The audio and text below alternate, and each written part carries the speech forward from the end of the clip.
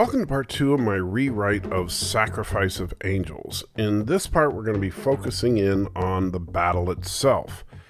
Now, there's an old military adage that goes, proper planning and preparation prevents piss-poor performance.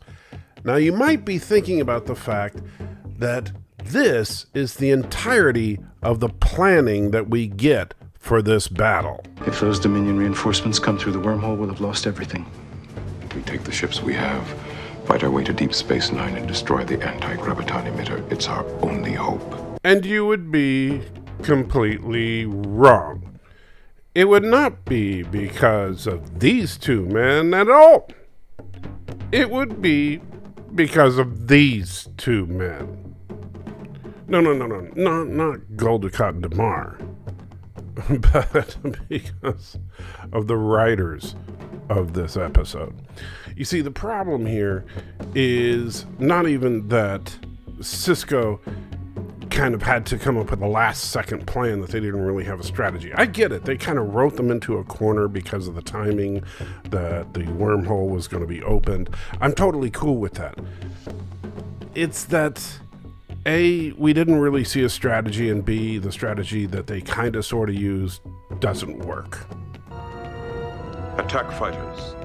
Tactical pattern Theta. Now, Deep Space Nine is certainly not alone with this, but it's kind of become a Star Trek trope to use some kind of attack pattern, evasive pattern, or other type of pattern followed by usually a Greek letter, and in this case, Theta.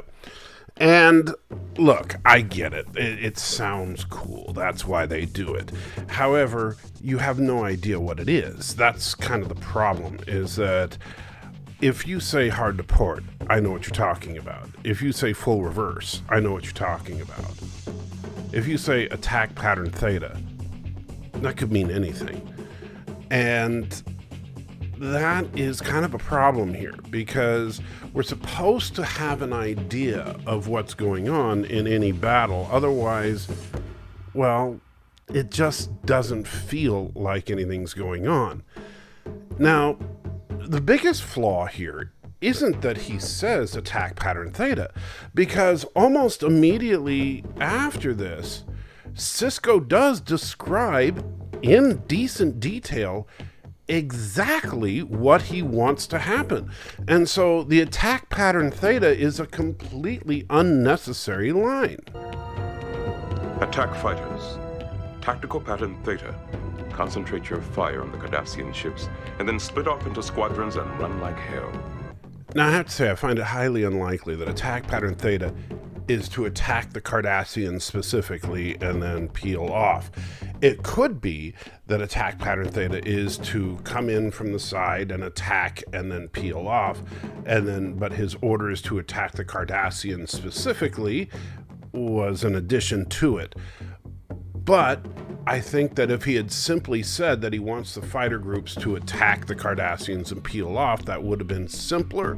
It would have conveyed to the audience exactly what's going on, and we don't need the techno-babble of attack pattern Theta. But, and this is where I get a little tired of writers that don't know anything about the military trying to throw military jargon in that is directly contradictory to what they're actually saying. Well, we'll just let the line speak for itself. Fire at will.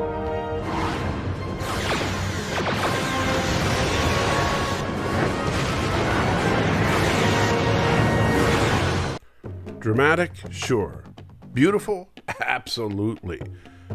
Nonsensical? Yes. You see, the reason I have a problem with this particular set of dialogue is because it is absolutely contradictory, and it pisses me off, and I'm sorry. Look, these are good writers, these are smart guys, and that's definitely light years ahead of some of the writing we've seen from Trek in recent years. But you just saw Sisko give very specific orders to the fighters as to their targets. He tells them to target the Cardassian ships specifically. Then the next order he gives is for them to go to full impulse and fire at will. The fire at will order is specifically giving them permission to choose their targets arbitrarily, meaning that the individual pilots of the fighters can now choose any target they want, Cardassian or Jem'Hadar. So he just contradicted his own command. If he wants them to choose Cardassian targets only, he cannot then give the fire at will order.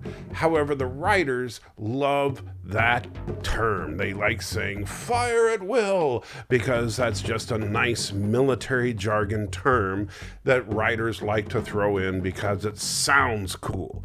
Well, it does sound cool, but it's not the right term for this type of environment. The entire point of this engagement is that Sisko is trying to maintain control and at the same time get the Cardassians to lose control. You do not maintain control by giving control to your pilots and saying fire at will. I'm sorry, that is sloppy writing. I know that some people will not like that I'm saying this, but the truth is the truth. Fire at will is directly contradictory to target the Cardassians only.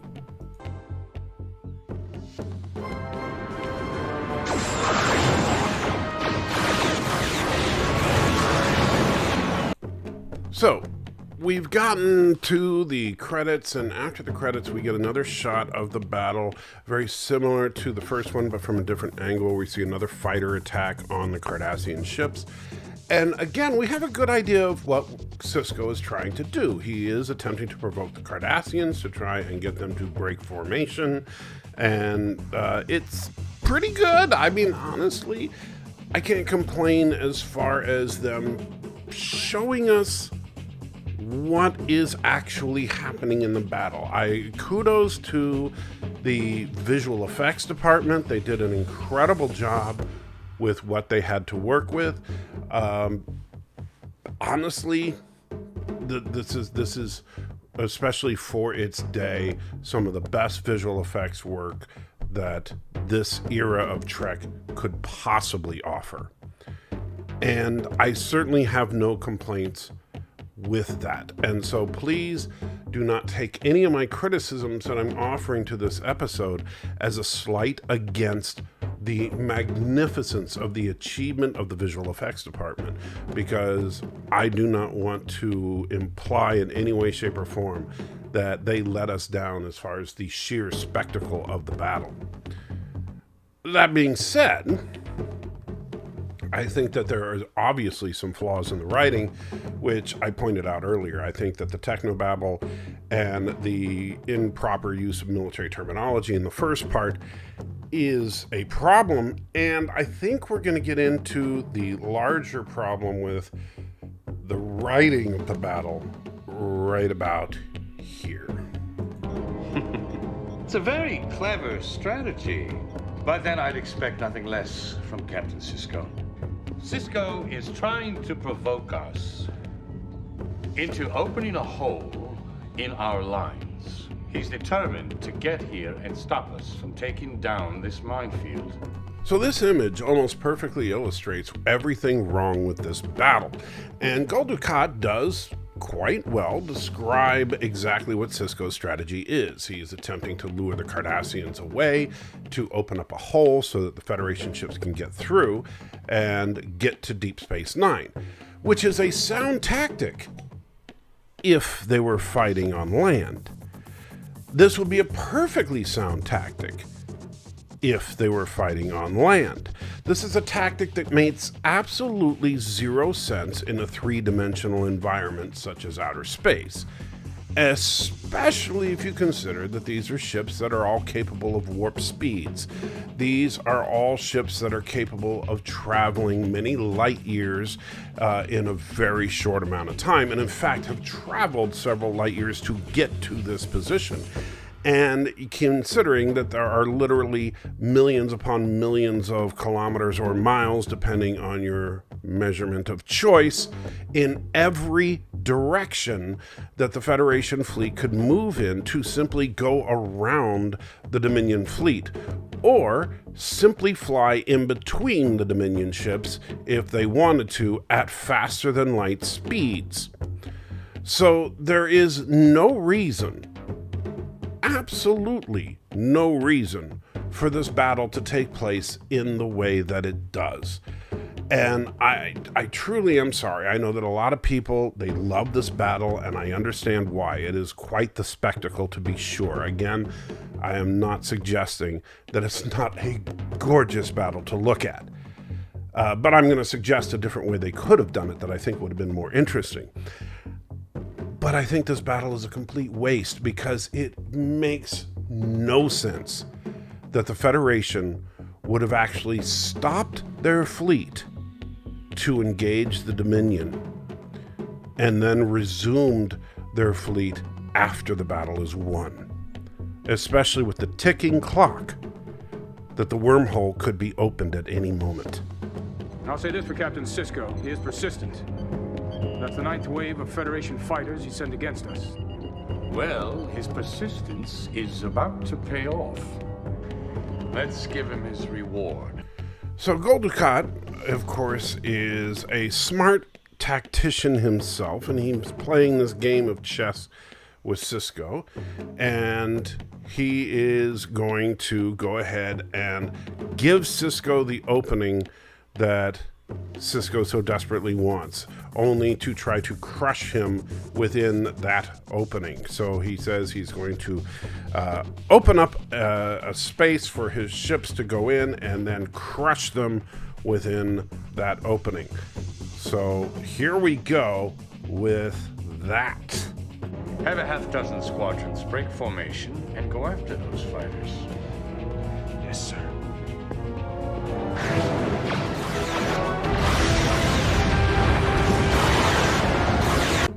So at its core, this entire battle is a battle of wits between Dukat and Sisko, and really kind of a game of chicken, because Dukat knows that Sisko is desperate. Sisko knows that Dukat knows. And so it's really a matter of, does Sisko have the guts to actually push a fleet half the size of the Dominion fleet into this battle that is hopeless to win to try and get to Deep Space Nine? Does he have the intestinal fortitude to push through and try and get there and, possibly even hope against hope that they could be successful? And obviously both of them know that Sisko does indeed have the intestinal fortitude, but Dukat is confident that because he has the superior firepower, that Sisko's situation is hopeless. And on a pragmatic level, Dukat is right. So that makes it so that Dukat's confidence is well earned. He has a superior force. He has everything on his side. The only thing that Dukat doesn't have on his side is the Prophets, and there's a minefield in between him and the Prophets that he's about to take down that will allow a huge amount of warships to come through and end the war anyway. So it doesn't look good for Sisko. So yeah, it's looking very, very hopeless for our heroes. That's a good scenario as far as building up tension. However, we still have the problem of the simple fact that this battle shouldn't be taking place at all, but we'll get into that later. 2 squadrons of Cardassian attack ships are breaking formation. They're going after our fighters. They're taking the bait. We've opened a hole in their lines. Have we? Sir, do you see those Galler-class destroyers? I see them. It's a trap. So Sisko and his crew are no dummies. They figure out that it's a trap, and in fact, they even see that there's a set of Galler-class destroyers on either side that are ready to do this pincher maneuver to try and get them. And so Sisko has a counter move that he already has planned out, And we can kind of see it in the action sequence that follows. It's a little harder to make out, but I do give credit where credit is due, that if you look carefully at the visual effects shot that follows, and I'll highlight it a little bit for you, you can see what's going on and the engagement that Cisco calls out. Because at first I didn't think you could see it, but then when I more carefully looked at the footage, you can. And so listen to Cisco's orders carefully, and then we'll follow up with looking at the visual effects shot. Have Galaxy Wings 9-1 and 9-3 engage those destroyers. All other ships head for that opening. Anyone who gets through doesn't stop until they reach Deep Space Nine. Okay, so first and foremost, let me say, yes, this is a ridiculously beautiful shot, and yeah, look at that. Gorgeous, love it. I'm not trying to suggest that it's anything but. However, let's think back to the very beginning of the Dominion War. I mean, the very beginning of the Dominion War is in the first casualty of the Dominion War, the USS Odyssey. And the fact that we were shown just how far the Dominion's willing to go to prove their point, that they were willing to ram the USS Odyssey just to show that they are willing to commit in order to win. So, why not, given this formation that we're seeing of Federation starships coming in, why not have one of those Dominion battlecruisers just do a micro warp jump right into the middle of that incoming Federation fleet, and then uncontrolled matter-antimatter reaction, bam, entire Federation fleet gone. Because that fleet is running in such a ridiculously tight formation that a single matter-antimatter reaction could take out that entire fleet. And I'm sorry, that is just ridiculously stupid. As cool of a shot as it is strategically beyond stupid. That being said, let's think about Cisco's orders. So Cisco specifically said that Galaxy Wings 9-1 and 9-3 need to engage the Galler-class destroyers, and that everybody else makes for the opening created by the Cardassians breaking formation and makes immediately for DS9. Okay. Totally cool with that. Makes perfect sense. Except that that's not what we see. We do see what appears to be, if it looks like a Galaxy Wing, at least from what we see in the next visual effects shot, it would appear that a Galaxy Wing is 2 Galaxy-class ships. So let me bring up the next visual effects shot, and we'll just take a quick look at that real quick. Man, I think I forgot to take my redundancy pills today.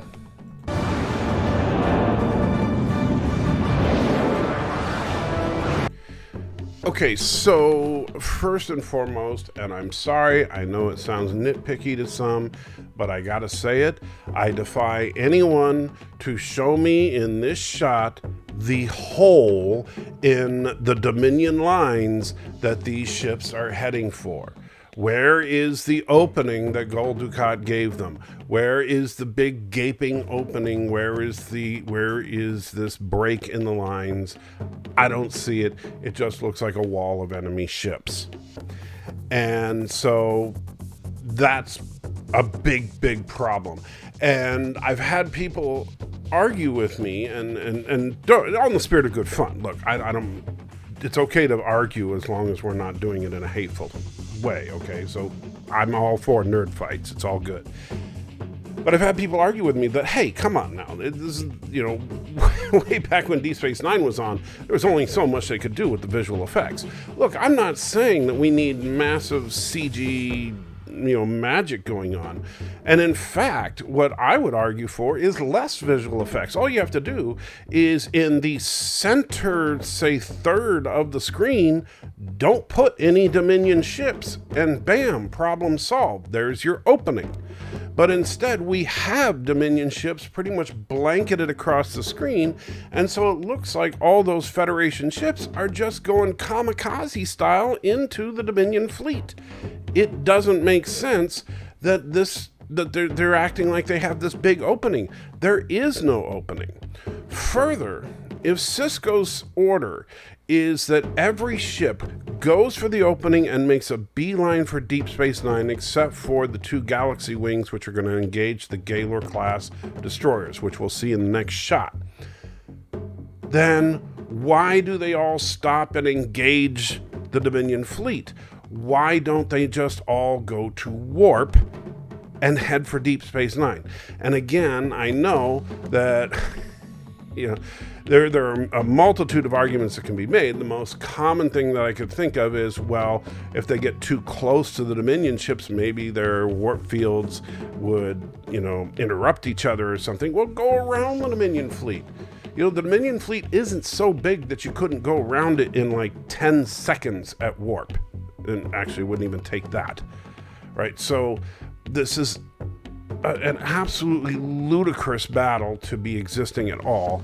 And as soon as Sisko says, okay, everybody make for Deep Space Nine, the entire fleet should be going to warp, not slowly accelerating at impulse speed into battle. So again, while it's a gorgeous shot, beautiful effect shot about to happen here with the actual fighting, but it makes no sense whatsoever, and I defy anyone to show me the opening that they're heading for. Please, somebody point it out to me, because I don't see it. I'm looking, no, it ain't there.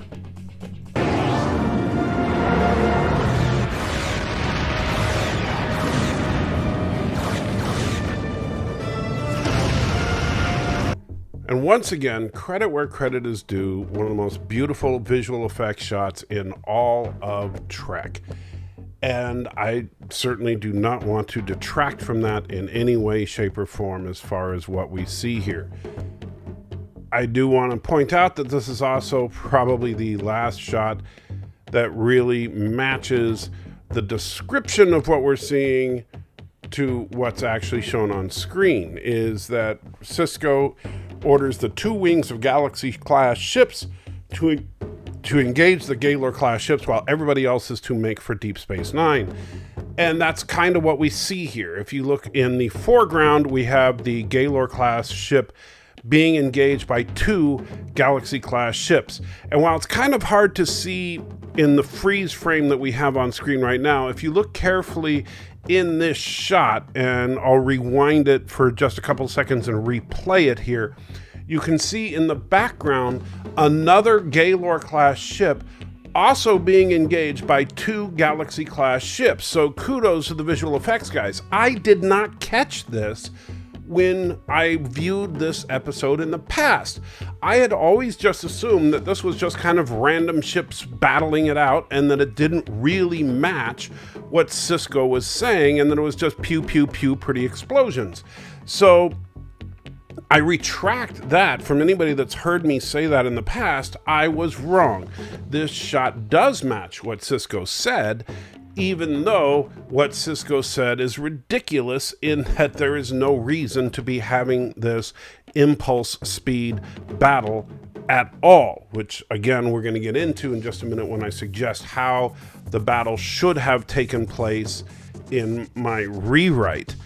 So beautiful effects, and I gotta hand it to them for that, even if it's, well, makes no sense whatsoever.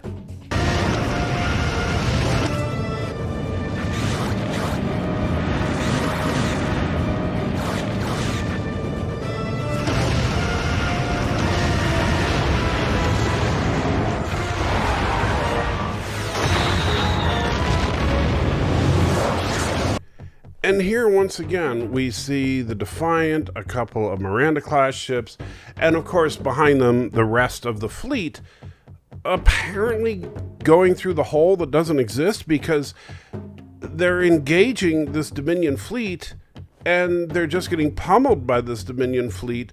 There is no gap in the Dominion fleet. They're completely surrounded by Dominion ships. I don't understand where they're saying there's this break in the Dominion lines where it just makes no sense. And I apologize. I know that a lot of people think that this battle is great just because of the incredible visual effects footage, which no doubt is incredible. But just because it's beautiful doesn't mean it makes sense, and it doesn't mean that it's good storytelling. And in my humble opinion, good writing trumps good visual effects. If simply having it look good made it good storytelling, then Star Trek Discovery and Star Trek Picard would be the best Star Trek series of all time. And, well, you guys know how I feel about those shows. And if you're new to the channel and you don't know how I feel about those shows, well, don't ask. Sir,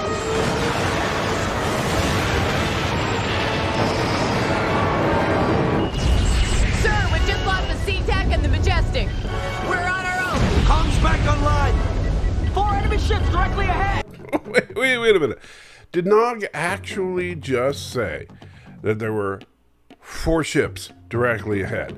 Because from the looks of it, there's actually more like 400 ships directly ahead. And this is a classic problem with not just Star Trek, but a lot of visual effects heavy projects where the actors are going by what's in the script and reacting to basically nothing. And you know, credit to their job. You know, this is the big challenge of being an actor sometimes, is to react to things that simply aren't there.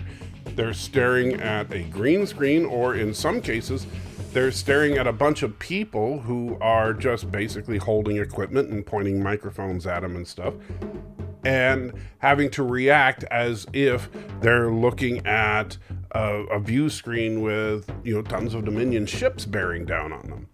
So, good job there.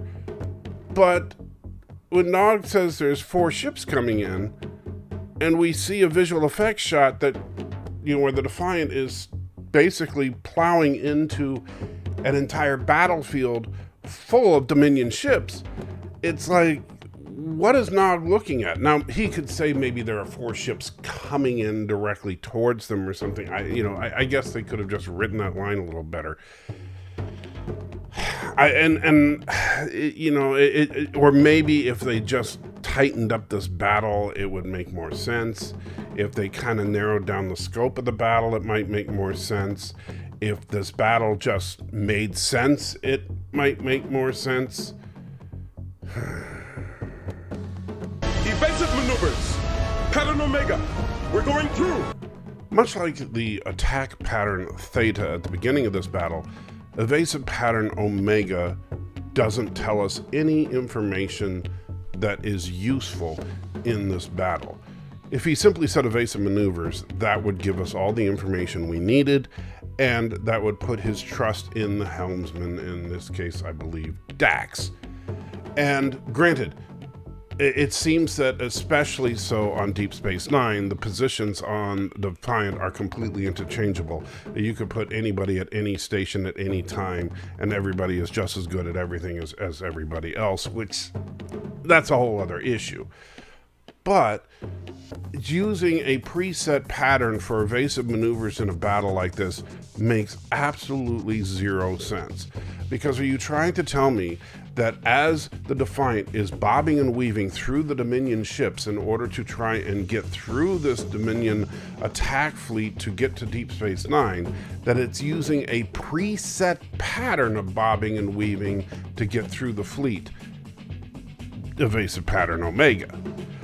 Because if it is, then that would mean that before this whole thing ever started, they knew the exact position of all the Dominion ships so that they could preset pattern Omega in order to weave through them.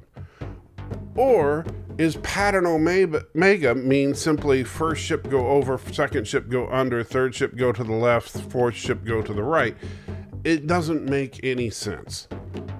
Simply say evasive maneuvers and let the helmsman do their job. I'm sorry, I think that technobabble lines like this, maybe it's because I'm former military myself, drive me through the wall.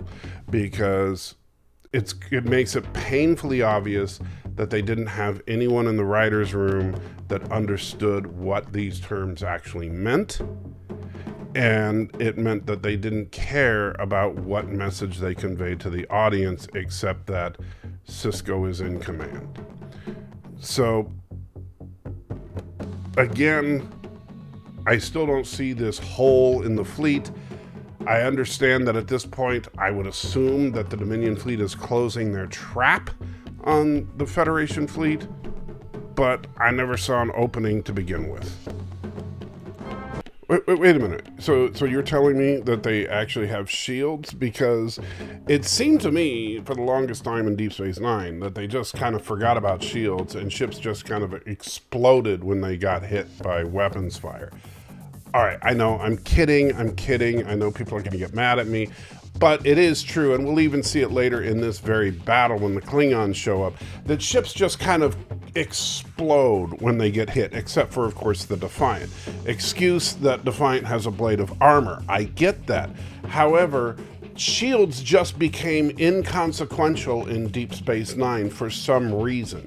In the original series, shields were there, but we never really saw a visual effect for shields, mainly because in the 1960s, they didn't have the technology to make a visual effect for shields. In the 1980s, with Star Trek The Next Generation, they created a very interesting visual effect of a bubble around the ship that would stop incoming fire. And that kind of stuck around for a while.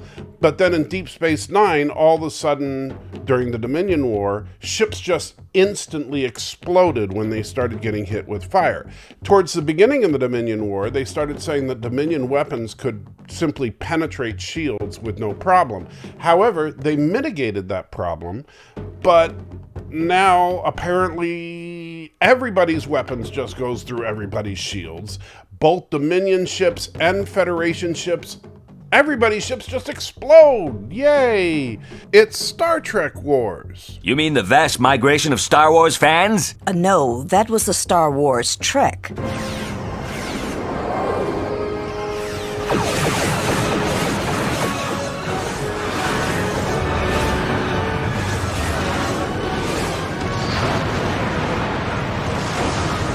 It's the Klingons, sir! As far as cavalry coming to save the day moments in Star Trek, this is probably the single best one, period. Beautifully done. I love this shot. It's absolutely top notch. And it's also probably the most stupid when we think about it.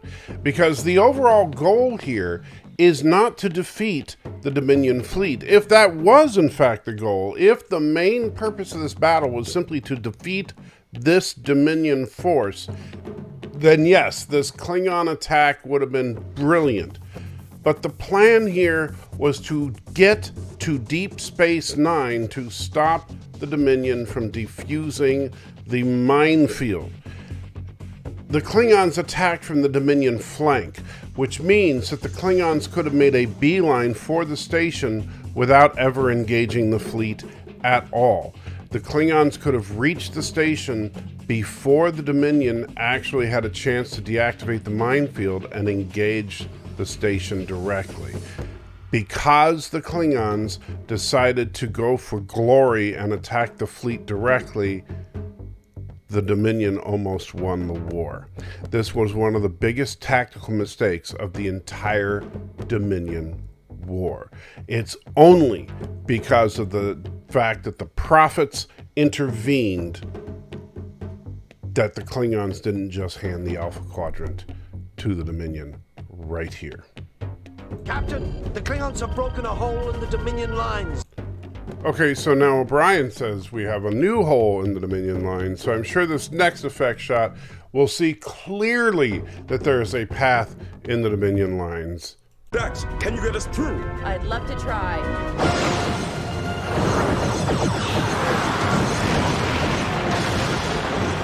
And let me say this, I know this video is already over a half an hour long, and a lot of the reason for that is because of the fact that it is just so well made. The visual effects for this episode are so good that I want it painfully obvious and clear that I have nothing but respect and love for the people that put this episode together from a technical standpoint. I still, to this day, despite the fact that I'm ripping the story of this episode to shreds, enjoy watching this episode immensely, because wow, what a spectacle. And it's true that there's bad writing in this episode, but at the same time I care about what's going on because it's Cisco, it's Dax, it's Bashir, it's Garrick, it's Nog. It's not a bunch of random characters that I don't care about. It's the Dominion War. It's not just some random event I don't care about. They're going up against Gul Dukat. It's not some random villain I don't care about. And so because of all that, it's got emotional weight to it. And man, that part just carries a gut punch to it.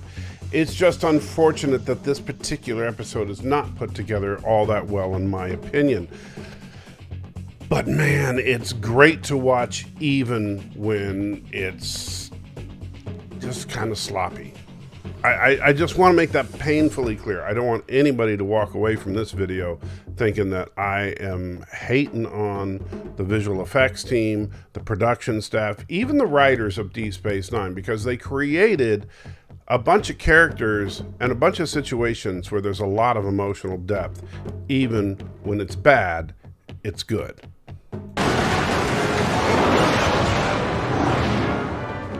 Any other ships make it? No, sir. And that's it. That's the Battle of Operation Return in its entirety. After that, the Defiant heads to Deep Space Nine, and we get the intervention of the Prophets, which we'll deal with in a future video. Now, I would be remiss to not point out, as some of my subscribers have mentioned, including Alex, who requested this video, that Gul Dukat's strategy is very reminiscent of Hannibal in the Battle of Cannae against the Romans. Although Gul Dukat had a superior force where Hannibal did not, that is true. He tried to lure them into basically a trap that was hidden in plain sight. The interesting thing, though, is that unlike the Battle of Cannae with the Romans, Cisco saw the trap, and also, unlike the Battle of Cannae, Cisco simply fought his way through the trap and succeeded, despite the fact that he was going against superior numbers and being completely surrounded, and basically the fact that it should have been impossible. There's also a few other problems with this battle. At the end, as you saw, the last line from Nog was that the Defiant was the only ship to be able to get through. Now keep in mind that the order that Cisco gave was, except for the 2 Galaxy-class wings that were to engage the Gaylor-class destroyers, every other ship was to make for Deep Space Nine. The entire Federation force was committed to heading for Deep Space Nine. Now the Klingon force was kind of a wild card, but we saw that the Klingons, at least in part, were escorting the Defiant and attempting to make the run for Deep Space Nine as well. And yet the Defiant was the only ship to make it. So it seemed that with the superior forces that the Dominion had, that the Federation Klingon battle group was indeed wiped out. However, later in this same episode, we find out that somehow, off-screen, the Federation and Klingon forces won the battle And in fact, some 200 Federation Klingon ships had penetrated the battle lines and were on their way to Deep Space Nine by the end of the episode. And not only that, when we see the final shots of the episode, we see a significant number of Federation ships at the station, so clearly not all the Federation ships were destroyed. So it really makes no sense that if all the Federation ships were heading towards Deep Space Nine, what stopped them? I mean, we're talking about outer space here, and it's not like the Dominion held up a giant force field preventing the ships from simply passing in between each other. And that's a big problem with these types of battles. There's absolutely no reason that the ships had to stop and engage. That's very, very frustrating. So here's my solution. Here's how I would have redone it, and I think this would have been unique and different and would have added a different flavor to a battle that we've never seen before.